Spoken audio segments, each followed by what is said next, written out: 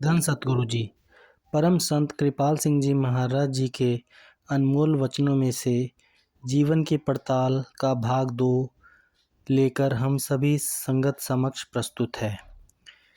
आप सभी से निवेदन है कि कृपया जीवन की पड़ताल का भाग 2 ध्यानपूर्वक सुनिए। सत्संग प्रवचनों से पहले गुरु प्यार का एक भजन आपकी सेवा में रखा जा रहा है।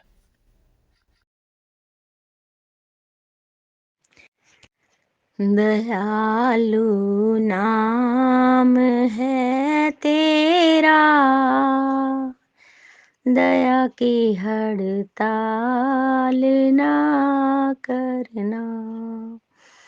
दयालु नाम है तेरा, दया की हड़ताल ना करना।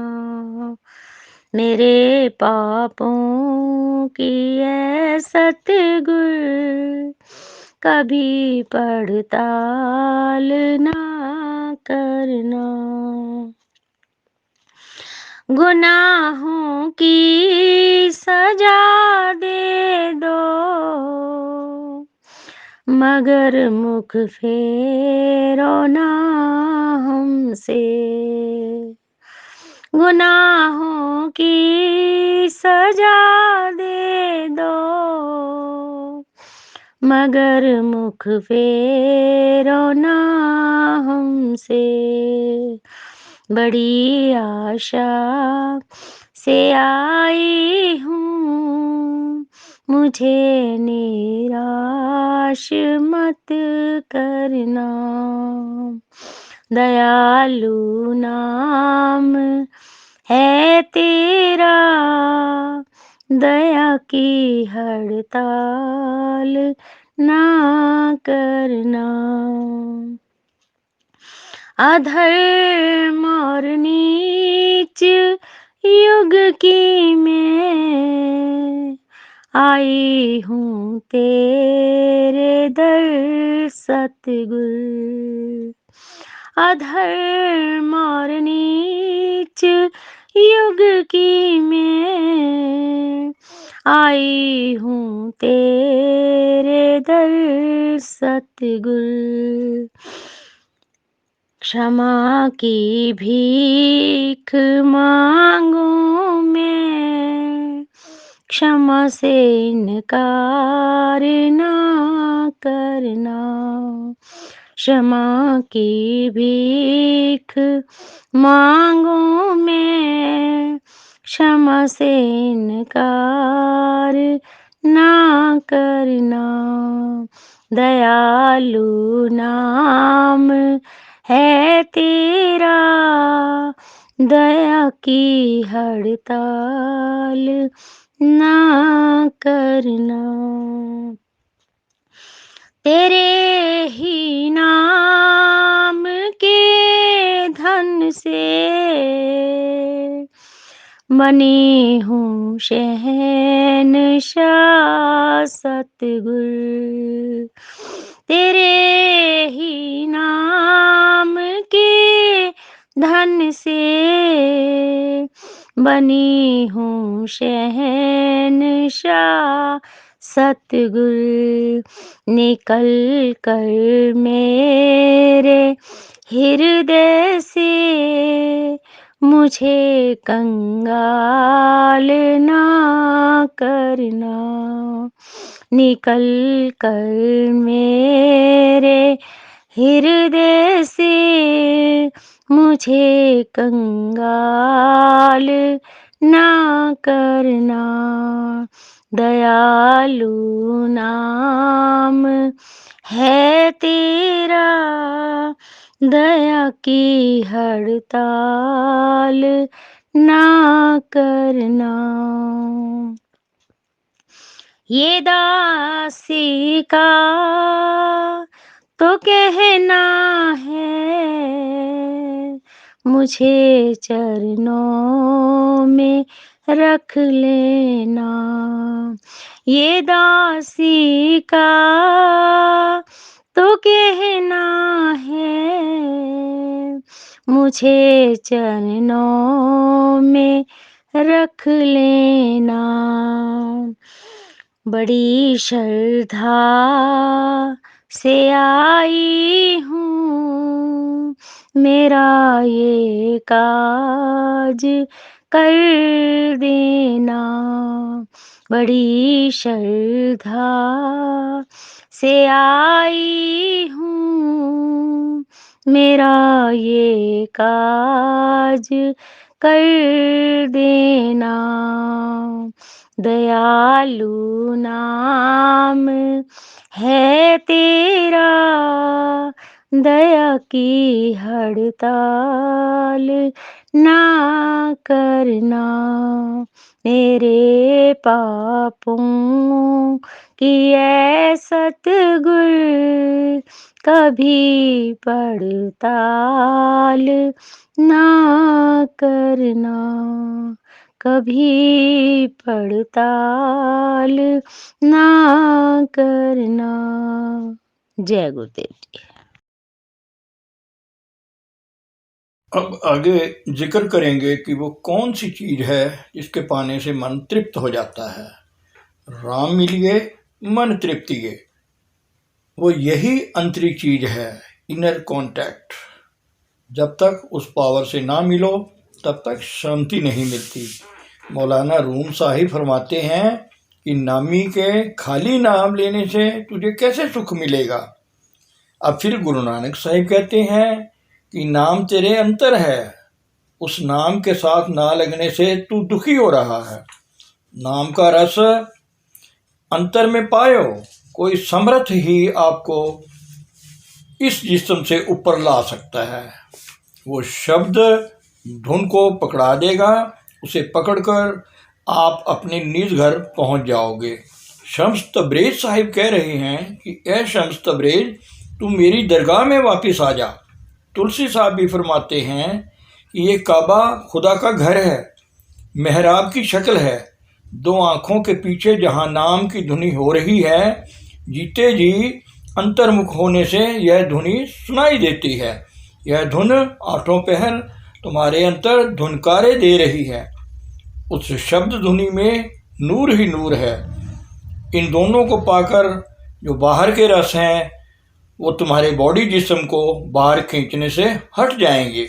मैं जिला होशियारपुर में एक जगह गया, वहाँ एक 70 साल का बूढ़ा था जो प्राण योग का साधन करता था। उससे मैंने पूछा तो कहने लगा, समझ नहीं आई कि क्या बात है, साधन भी करता हूँ और बन भी कुछ नहीं रहा। मामूली सी रोशनी आती है और जब जिस्म छूटता है बहुत तकलीफ होती है। मैंने कहा अगर कोई आसान तरीका मिल जाए तो और तजर्बा भी पहले से ज़्यादा हो जाए तो कैसा रहे। वो कहने लगा तो क्या बात है। चुनाचे मैंने उसे भजन पर बिठाया, उसकी रूह सिमट गई, पहले से 1000 गुना ज़्यादा प्रकाश अंतर में दिखाई दिया तो वो मान गया। पाँव पड़ने लगा, उठाया कि आप तो बुजुर्ग हैं, ये चीज़ें आम नहीं मिलती, किसी समर्थ की शरण में जाना ही पड़ेगा। कमीशन का कुछ मतलब है, उन्हें जीव को वापस लाने के लिए अथॉरिटी दी जाती है, नहीं तो अधूरे के गल लगे रहो तो डूब मरने का अंदेशा है। फिर गुरु नानक साहब समझाते हैं कि ए काले हिरण, मौत तेरे सराहने खड़ी मंडला रही है। जिस्म को तीर लगेगा, गोली लगेगी, निशाना होगा, सब छूट जाएगा। अक्लमंदी इसी में है, जो फना होने वाली चीज़ें हैं इन्हें छोड़ दो।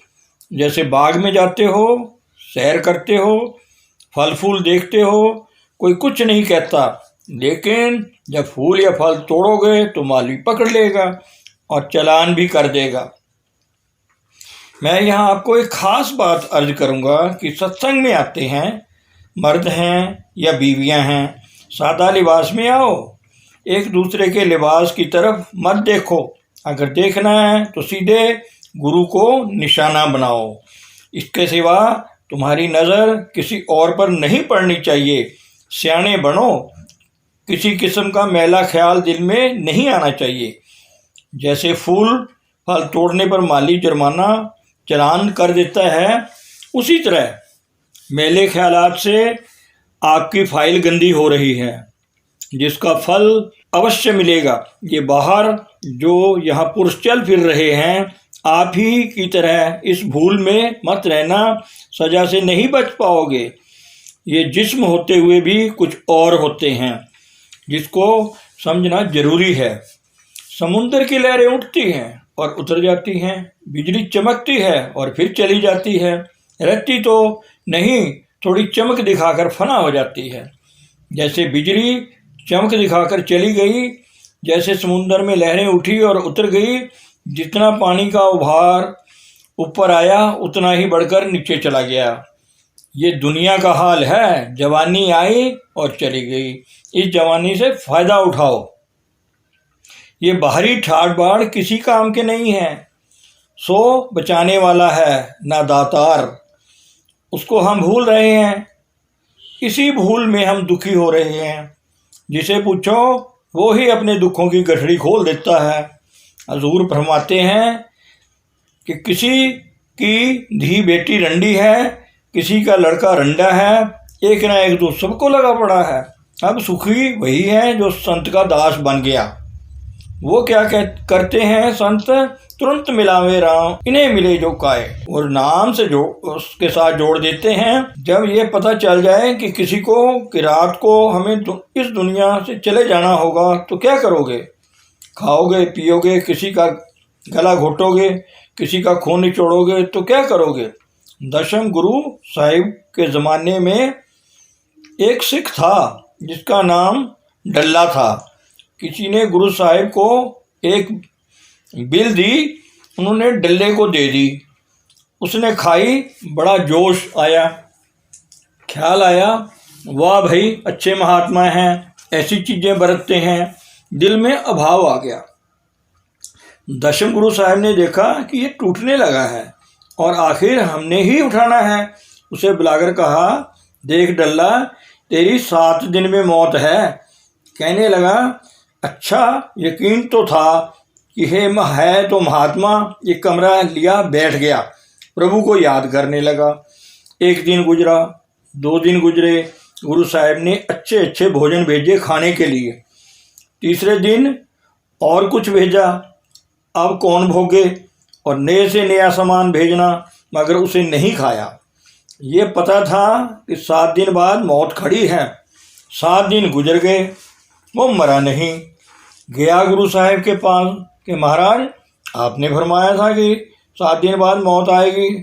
तो फरमाया, देख डल्ला, हमने बड़े बड़े अच्छे खाने और कपड़े भेजे थे, तूने इन चीज़ों को बरता था? कहने लगा, नहीं, तुम्हें 7 दिन का वक्फा मिला तो तुम्हारी ये हालत हो गई। हमें तो एक दम का भी भरोसा नहीं, इसलिए जो मौत को हर वक्त सामने रखते हैं, क्या वे दुनिया में जाएंगे? हम क्यों दिन ब दिन बिगड़ रहे हैं? मौत याद नहीं रही। भाइयों, मरना सच और जीना झूठ। अगर ये सामने हो तो दुनिया में रहना सहना बदल जाए, सारे झगड़े खत्म हो जाएं। अब रहा सवाल मौत का। मौत कोई हवा नहीं है, यह एक तब्दीली है। जिस्म से निकलकर ऊपरले मंडल पर ही जाना है। हम जीते जी मरने के राज से वाकिफ नहीं हैं, इसलिए डरते हैं। गुरु अमरदास जी फरमाते हैं कि मरने के सब जग डरे, जीविया लोड़े सब कोय। हर इंसान ये चाहता है कि 2 सांस और ले लूं। जितने कथावाचक लेक्चरर हैं, सबके सब मौत से भयभीत हैं, क्योंकि उन्हें मरना नहीं आया। जिनको पिंड से ऊपर जाने का साधन और अनुभव किसी पूरे गुरु से मिल गया है, उनको वैसा ही तजर्बा होता है जैसे रूह पिंड को छोड़ती है मौत के वक्त। मरने से पहले मरने के राज को जान ले, यही गुरु भक्ति है। जो इस राज को पा गया, जीते जी मरने का, वो हमेशा का जीवन पा गया और मौत के खौफ से आज़ाद हो गया। ऐसा इंसान दिन में 100 दफ़ा मर सकता है और जी सकता है। क्या हम इसके लिए तैयार हैं? लाहौर का वाक़या है, एक जेंटलमैन का जवान लड़का मर गया, उठाकर शमशान भूमि में ले गए। मुझे वो कहने लगे कि कोई उपदेश दो। ये आजकल नया रिवाज चल पड़ा है। मैंने कहा कि उपदेश का मजमून तो तुम्हारे सामने पड़ा है। ये जो 5-6 फुट का पुतला तुम लिए फिरते हो, इससे निकल गई चलाने वाली शक्ति जो थी। क्या तुम इस तब्दीली के लिए तैयार हो? Are you prepared for this change? अगर इंसान इस राज को हल कर गया तो इसके दोनों हाथों लड्डू हैं, मगर अफसोस है कि इंसान ये भूल गया है कि शिकारी और तीर कमान लिए पीछे खड़ा है। कबूतर है, बिल्ली को देखकर डर के मारे अगर आंख मीच ले तो क्या बिल्ली उसको नहीं खाएगी? उसे उसी वक्त पता चलेगा जब वो बिल्ली की लपेट में आ जाएगा। उस वक्त 2 आंसू बहाएगा और चल देगा। इतना ही उपदेश गुरु नानक साहिब का धारण कर लो तो दुनिया का रंग ढंग ही बदल जाएगा। भंवरे को देखो, फूलों पर भिन भिनाहट कर रहा है, उसी में मस्त है। रात को जब फूल बंद होता है उसी में सिकुड़कर घुटकर मर जाता है। सो गुरु नानक साहब जी कहते हैं, अरे भाई, बड़ा भारी दुख का सामान तू कर रहा है भाई। फूल मुरझा जाएगा, खुशबू बंद हो जाएगी, तुझे पछताना पड़ेगा, पहली बात। दूसरा, जो उसमें लंपट हो रहा है उसका नतीजा ये होगा कि रात को फूल बंद होगा तो तू उसमें घुट के मर जाएगा। ये चीज जो तेरे सुख के लिए थी दुखदाई बन सकती है। अगर कोई ऐसी चीज है जिसका नतीजा सुख ही सुख है तो वो अंतर्घट में परिपूर्ण परमात्मा से जुड़ना है, जिसको नाम या शब्द कहते हैं। जो सुख को चाहे सदा शरण राम की ले। कहते हैं कि मैंने अपने गुरु से पूछ लिया है कि असलियत क्या है, सच्चा विचार क्या है, दुनिया क्यों भूल में जा रही है, दुनिया क्यों गुमराह हो रही है और ये कैसे बच सकती है। कहते हैं, गुरु नानक साहब फरमाते हैं कि देख भाई, ये दुनिया में रम रहा है, इसके दुख का कारण लंपटाई है। इसमें वो लंपट ना हो दुनिया में। जैसे फरमाया है, साधु ऐसा चाहिए बगीचे महा फूल पात तोड़े नहीं, नहीं तो फूल तोड़ोगे उसको सजा मिलेगी। सुबह से शाम तक रहो बाग में, तुम्हें कोई कुछ नहीं कहता। जहाँ थोड़ी सी गलती की, फूल को तोड़ा या छेड़ा तो पकड़े जाओगे। तो फरमाते हैं, जब फूल की बहार जाती है तो दुख होता है, लंपटाई में दुख है। मतलब बता रहे हैं कि हम सब भूल में जा रहे हैं। 2 प्रकार की भूल है, एक जड़ और एक चेतन। दोनों ही दुख का रूप हैं। माया का मतलब है भूल, अपने आप को भूल जाना, प्रभु को भूल जाना है, इसी का नाम माया है। दांतों में भूलकर दातार को, दांतों को में भूलकर दातार को भूल गए। हम जिस्म का रूप बन चुके हैं, मकान के दरो दीवार बन गए। महात्मा पहले ही दिन यहाँ से शुरू करता है कि छोड़ो पिंड और चलो ऊपर, रास्ते पर डाल देता है। फिर रोज रोज अभ्यास करके तरक्की करते चलो। गुरु अर्जन साहिब बड़ी खूबसूरती से फरमाते हैं कि अंतर की आंख नहीं खुली, अंधेर गुबार में जा रहा है। इसलिए महापुरुष कहते हैं कि जीते जी अंतर की लाइट प्रकट कर लो ताकि अंधकार ना रहे। हिंदू भाइयों में जब अंत समय आता है तो कहते हैं, जल्दी करो, दीवा मनसा लो। दीवा बनवाते हैं, इसमें तेल डालते हैं, फिर उसे मरने वाले के हाथ पर रख देते हैं। वेद मंत्र पढ़कर कहते हैं कि दीवा तेरा सहाय हो। अरे भाई, दीवा भी यहाँ ही रह गया, हाथ भी यहाँ रह गया। वो कौन सा दीवा है जो मौत के वक्त सहाय होता है? वो दीवा घट घट में जलता है। वहाँ ना तेल की ज़रूरत है न बत्ती की, 24 घंटे जल रहा है। अंतर्मुख सिलसिला बन गया तो उसकी भूख प्यास भी खत्म हो गई।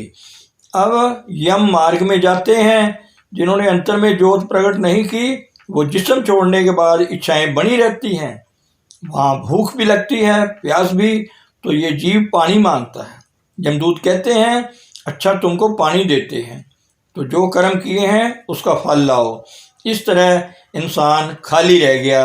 अरे भाई, जो नाम के रस से तृप्त हो गया उसे न भूख है न प्यास है। कितनी खूबसूरती से बयान कर रहे हैं कि जहाँ प्यास तंग करती है वहाँ नाम अमृत होकर वर्षा करता है। तो नाम में बड़ी भारी बरकत है। तो वो जो ख्वाहिशात हैं वहाँ वो ही तपती हैं, जैसे कढ़ाई में तेल वाले खाता है, ऐसी हालत इंसान की बन जाती है। जीते जी भी दुखी, मरकर बर दुखी। सो संतों ने हमेशा जीवन मुक्त को पाना है। यहाँ हालात बदल गई है तो बदल गई है, नहीं तो दुखी होना पड़ेगा, बल्कि वहाँ दुख ज्यादा भयानक रूप में आते हैं।